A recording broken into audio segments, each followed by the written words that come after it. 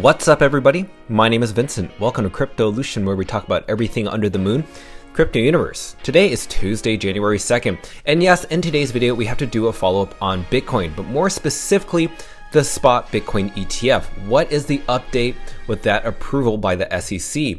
But mainly in this video, we want to talk about how institutions are actually buying right now into these hedge funds. I cannot wait to share with you all the data that we've actually just revealed over the past 24 hours. Again, this is a really highly anticipated week because today could be speculated that a spot Bitcoin ETF could be announced. But then again, we have until next Wednesday, January 10th, until the deadline of the first spot Bitcoin ETF to be announced just based on that chart, and that is ARK Invest. So let's go ahead and start this video. Let's not waste any time. I want to share with you the sentiment within the bullishness and bearishness within Bitcoin. Now, be sure to smash the like button, subscribe to the channel. Don't forget to join our Patreon page. And most importantly, please be careful with any of the scammers down in the comments below.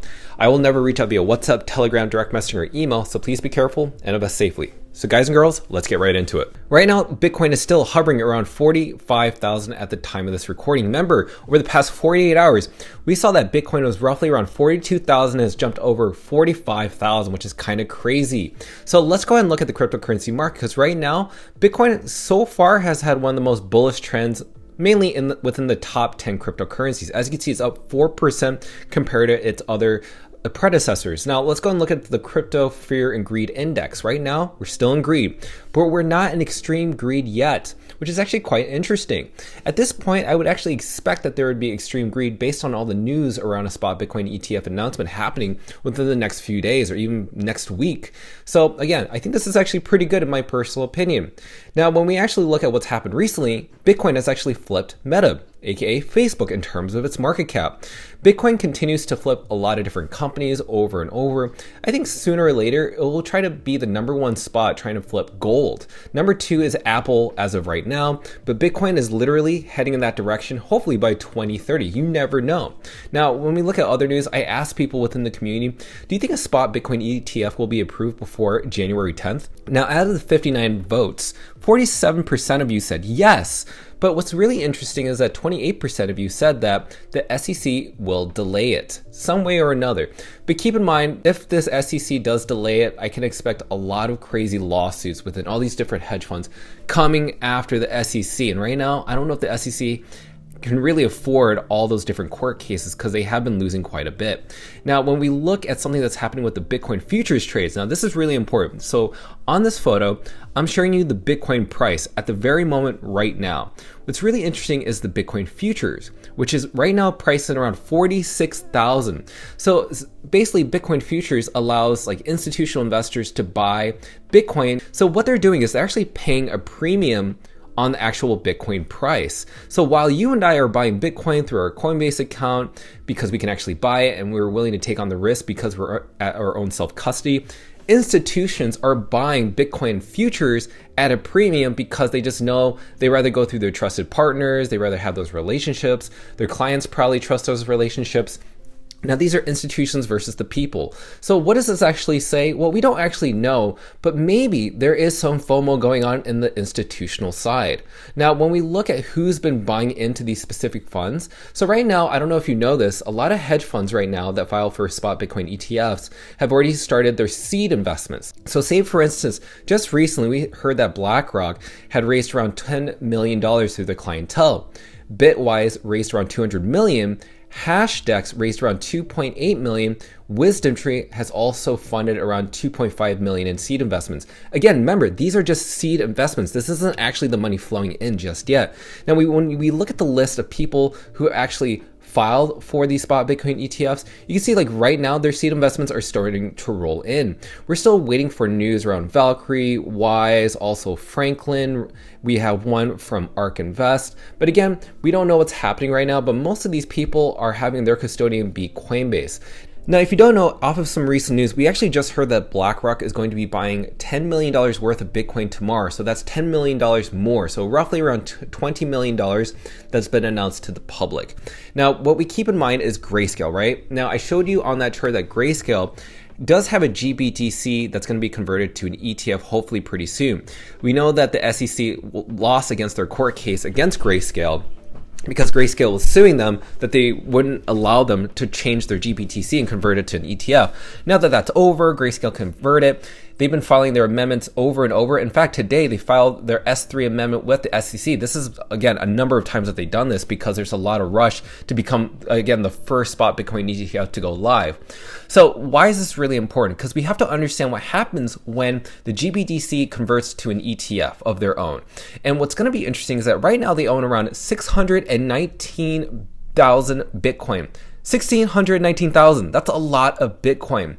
Why is that really important? Well, we got to think that right now they're going to be unlocking those funds once it turns into an ETF. So once GBTC turns to a Grayscale Bitcoin spot ETF, then those 619 Bitcoin that have been locked up for so long will be able to enter into the market. So a lot of those clients may sell off their portions because they've been waiting for so long, or they're just going to hold on to those portions and, hodl for dear life, because right now they're actually kind of at a loss. They may have bought around maybe in the 2021 bull market, and right now they don't want to sell at a loss. Or maybe they do. They want to do tax loss harvesting before the tax season, and then they'll just buy back in like right after they sell it, because again, there is no regulation around cryptocurrency. So you don't have to wait a specific time. You can literally sell it and buy back in within a moment's notice. So the reason I bring up their shares, the amount of Bitcoin that they have, which is 619,000, how much is that compared to MicroStrategy? Because we do know that MicroStrategy today owns 189,000 Bitcoin. So literally Grayscale has 4 times the amount of Bitcoin than MicroStrategy. So if they do end up selling that amount of Bitcoin into the market, or their clients do, then we could expect the price of Bitcoin to go down. But again, they can buy back in whenever they want, or buy back in at a lower price because they want the Bitcoin price to shrink.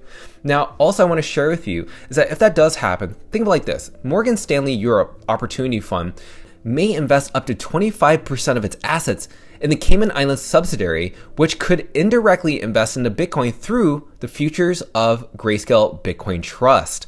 So again, there are people that are sitting on the sidelines waiting for themselves to buy either right now at the price, or buy it at a premium, or buy it when the price dips once all these ETFs go live. Now, another YouTuber named Carl from the Moon said that potentially that the Bitcoin price could hit $50,000 to $49,000 based on his charting and analysis. And what's really interesting is that Jim Cramer, now if you don't know, Jim Cramer, if he's ever made any predictions, what you're supposed to kind of do, and this is the meme of it, you do the exact opposite. Now, Jim Cramer said that Bitcoin was dead not too long ago, maybe like in the beginning of 2023. Bitcoin's dead, sell everything. And then all of a sudden, Bitcoin went up in price. But now he's saying you can't kill Bitcoin and it's here to stay. So when you're hearing something like this, people tend to just think, do the opposite. Sell your assets right now. This is the top signal. Sooner or later, we're going to experience a dump. So the reason I want to keep this in mind is because Jim Cramer is somewhat of a financial advisor online. People hear what he has to say and people do the exact opposite. But consider this. He may be saying it right now, but maybe it's making people believe that maybe Bitcoin's price will go down. But in fact, what if Jim Cramer's right for once? That's something to laugh at, but that would be absolutely crazy if this Bitcoin price does end up still going up and we all fell for Jim Cramer's top signal. And recently, CNBC reported that the Bitcoin ETF issuers could be announced as soon as this week if they're been cleared to launch, because we do know that by next week, by next Wednesday, we can find out when the next spot Bitcoin ETFs could launch, but we would know by this week. Now, keep in mind, why is it taking so long? Well, basically, the SEC is facing growing workload as the Bitcoin ETF decision approaches. So a recent report by Fox Business reporter Charles Gasparino said this: people at BlackRock say it's radio silence from the SEC. Eleanor Tourette's sources say the amount of paperwork the SEC still needs to go through to make an announcement will likely be towards the week's end. Keep in mind, if there is no announcement this week or no announcement next week, for some reason we find out that SEC is going to delay it even more, keep in mind, yes, that could be reflective of the Bitcoin price. But one thing you cannot forget is that in 110 days, the Bitcoin halving is happening on April 22nd. So you're going to experience a lot of volatility in between now up until April. So what I'm saying is, if you see the price of Bitcoin going down, don't be too deterred from that. Again, there's nothing that's going to stop the Bitcoin halving. There is a reason why all these ETF applications are being filed from these hedge funds. You're going to see a lot of dips. You're going to see a lot of price pumps. No matter what, the Bitcoin halving is the thing you need to think about. So pay attention, don't get too emotional, and maybe dollar cost average into Bitcoin. But no matter what, just don't go selling your Bitcoin for these hedge funds, no matter how far the price dips. In fact, the only thing you should be thinking about, again, not financial advice, is how you're going to dollar cost average and gain exposure to this before it pumps or when it dips. So as a conclusion and statement, are institutions buying Bitcoin right now? Absolutely. They're doing it behind the scenes. Again, this is Wall Street. These are institutions. They are doing what they do best, manipulating markets, but also trying to get you to paper hand your bags of Bitcoin. Bitcoin is a scarcity asset. It's the digital gold. It's going to replace, again, the infinite supply of gold that's out there. And sooner or later, it's going to be in like the top 5 in terms of the highest market cap companies and assets out there in the world. So again, I'm not fading Bitcoin. Bitcoin's not going anywhere. We know that Bitcoin is going to be one of the things that everybody's going to be chasing. I know everybody wants a piece of the pie. So that's my main coverage of today. And I do believe that right now, institutions are buying. So leave a comment down below what you're planning to do for your strategies. When you enter or exit, when you're going to buy, are you going to buy in the dip? Are you going to dollar cost average? Are you going to wait for the pump? I want to hear those thoughts down below because it helps everybody understand what you're saying in the comments so they can best strategize their own investments. So with that said, thank you so much for watching. If you want to stay up to date with all the Bitcoin news and especially Bitcoin ETF, you need to smash the like button and most importantly, subscribe to the channel. Join our Patreon page to receive all of our alpha calls, our buy and sell orders, both Bitcoin, cryptocurrency, and digital assets. Till then, see you guys and girls next time.